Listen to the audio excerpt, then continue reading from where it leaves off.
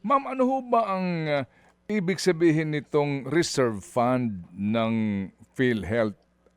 Itong sinasabi ni Senator Grace na 600 billion, sabi ng PhilHealth kanina, it's only 431 billion. Ano ho ba ito, ma'am? Alam niyo po kasi kailangan ang isang insurance company, halimbawa po itong PhilHealth ay isang government company na insurance ang trabaho. Kailangan po ay nafo-forecast nila, naaalam nila or napipredict nila kung magkano yung mga gastusin na maaari nilang kaharapin. Kasi halimbawa kung magbabayad tayo ng premium pero hindi pa natin alam ilan ba talaga yung magkakasakit, ilan ba talaga yung mga ospitalisasyon na babayaran. Ngayon may mga model po yan, may mga mathematician, statistician po sa PhilHealth na fino-forecast po yan. Magkano ba yung inaasahan nating gagastusin ng PhilHealth, yung mga babayarang utang sa future sa mga ospital. So kailangan po may sapat na reserve fund para kayang bayaran ng PhilHealth yung mga haharapin niyang gastusin.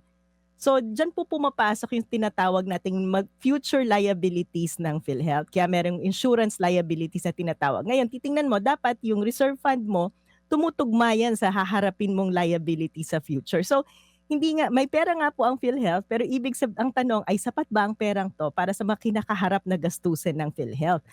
Ayon po sa financial statement ng PhilHealth na yung kasalukuyang reserve fund ng PhilHealth kahit isama pa lahat ng asset niya ay hindi sapat para tugunan yung future liabilities niya. Kaya diyan po maling-mali yung mga senador natin sa sinasabi nila na, may reserve fund, puwede na 'yan para tustusan yung mga haharaping gastusin ng PhilHealth. Ay hindi po tama 'yan dahil kailangan nga po may sapat na pondo para harapin yung mga haharaping gastusin ng PhilHealth. Hindi po tumutugma. Opo. Nangangahulugan, ma'am, na iba po ang kahulugan ng reserve fund at kung meron mang surplus fund, ma'am.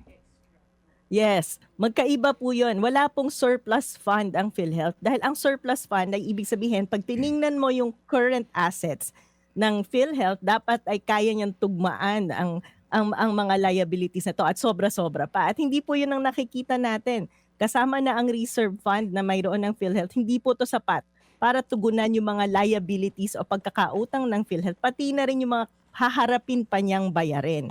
Kaya po tama naman po may papasok pang pera dahil ang mga manggagawa patuloy na nagbabayad ng premium sa PhilHealth. Pero ang nakakalungkot po diyan, hindi magagawa ng PhilHealth yung mandato niya dahil ano po ba ang goal natin sa PhilHealth? Hindi ba pababain yung ating counterpart out-of-pocket contribution, yung Mm. out-of-pocket expenses natin. Sa kasalukuyan po on average, halos kalahati, 50% ang out-of-pocket expenses natin sa pagkakasakit.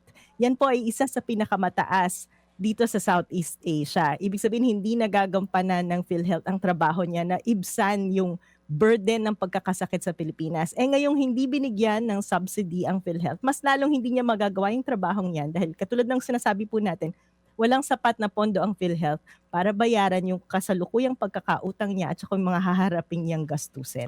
So, mali yung pakakaintindi ng ilan na hindi, may 600 billion na para bagang nag-aawak-awak ang pera ng PhilHealth na yung 600 billion na yan ay surplus at meron ka pang ibang pera para doon sa obligasyon mo 2 years ago sa mga ospital at yung paparating na obligasyon sa mga Pilipino magkakasakit, ma'am.